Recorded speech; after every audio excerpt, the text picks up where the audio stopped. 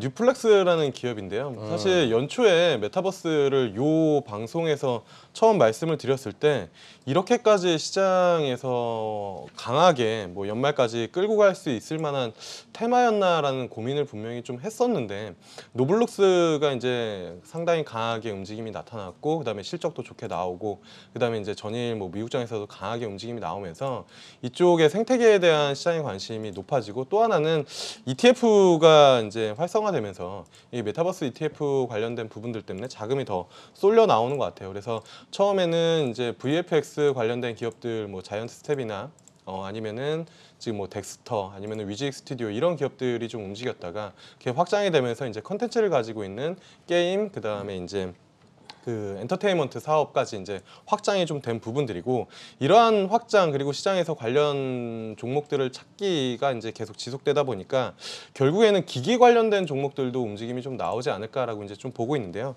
그런 관점에서 이제 뉴플렉스입니다. 뉴플렉스 차트를 보면서 좀 설명을 드리면 좋을 것 같은데요.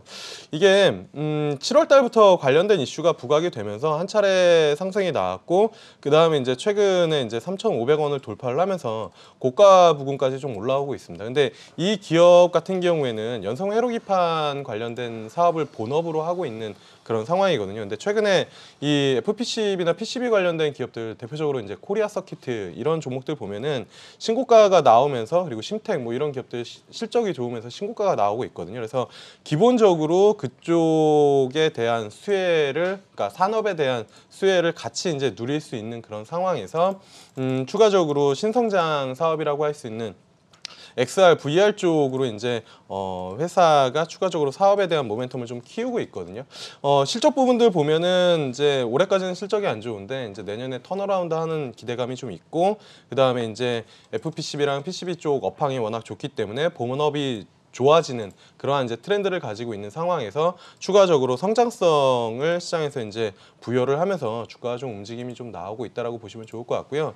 시가총액은 1,200억밖에 되지 않는데 최근에 이제 증권사에서 좀 커버가 들어오고 있습니다. 왜냐하면 그냥 PCB를 하고 있는 기업이기 때문에 IT 소부장 커버하는 증권사에서는 분석 보고서를 조금 내놓고 있는 그런 상황인데, 말씀드린 것처럼 거기에 플러스 알파로 VR, AR 쪽에 대한 모멘텀을 좀 키울 수 있기 때문에 관심을 가져보시면 좋을 것 같고요. 신고가는 좀 나올 것 같습니다. 워낙 지금 이쪽 섹터가 강세이기 때문에, 그래서 좀 관심을 가져보시면 좋을 것 같습니다. 지금 제가 지금 3분기 실적을 계속 찾아보고 있는데 네. 계속 적자였잖아요. 네네네. 3분기 실적은 어떻게 나왔어요, 영업이? 일단 3분기 실적 좀 부진하게 좀 나온 부분들이에요. 그러니까 네. 말씀드린 것처럼 이 턴어라운드에 대한 기대감이기 때문에 지금 실적에 대한 부분들보다 향후 실적이 좋아지는 쪽을 조금 체크를 하시면 좋을 것 같고요. 증권사 가이던스 보면은 턴어라운드에 대한 부분들이기 때문에 3분기 실적 뭐 적자나 이런 부분들을 보시지 말고 재무제표에서 빨간불에서 이제 좀 검은색, 그러니까 흑자가 나면 검은색으로 표시를 하잖아요. 그걸로 돌아선다라는 개념으로 좀 포인트를 잡아보시면 좋을 것 같습니다. 증권사 리서치에서 보면은 이 부분이 또 흑자 전환을 할 것이다라는 또 기대감이 있더라고요. 네네. 그 말씀드린 것처럼 실적 턴어라운드에 대한 기대감. 그러니까 사실 메타버스랑 그다음에 뭐 VR 이거는 이제 플러스 알파고요. 그냥 이쪽 메탈 회로 기판, 그러니까 뭐 PCB 쪽이랑 아니면은 뭐 MPCB LED용 이쪽이 이제 턴어라운드 되면서 실적 기반의 플러스 알파를 보신다라고 보시면 좋을 것 같고요.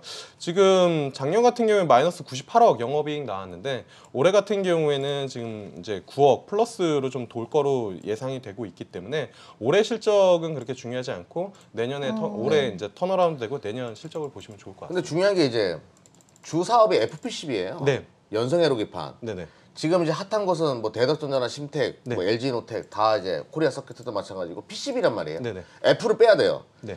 연성 회로기판 쪽은 다 힘듭니다 지금. 인터플렉스, BH 다 주가 흐름 지지부진하고. 네네. FPCB 쪽은 부진한데 굳이 유플렉스가 최대 수혜주로 떠오를 거라고 보는 거는 오큘러스 그 하나 때문인 거예요?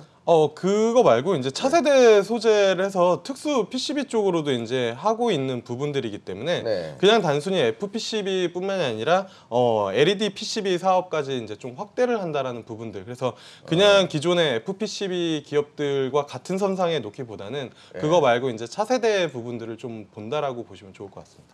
네, 알겠습니다. 아무튼 뭐 오큘러스에도 FPCB는 많이 들어가야 돼요. 네. 그러니까 이제 좁은 공간에다가 회로를 깔려면 바닥바닥거리는 욕이 들어가야 되는 건 사실이기 때문에 좀 기대를 해보자라고 말씀드리면서 차트 보면서 목표가 손절가 부탁드릴게요.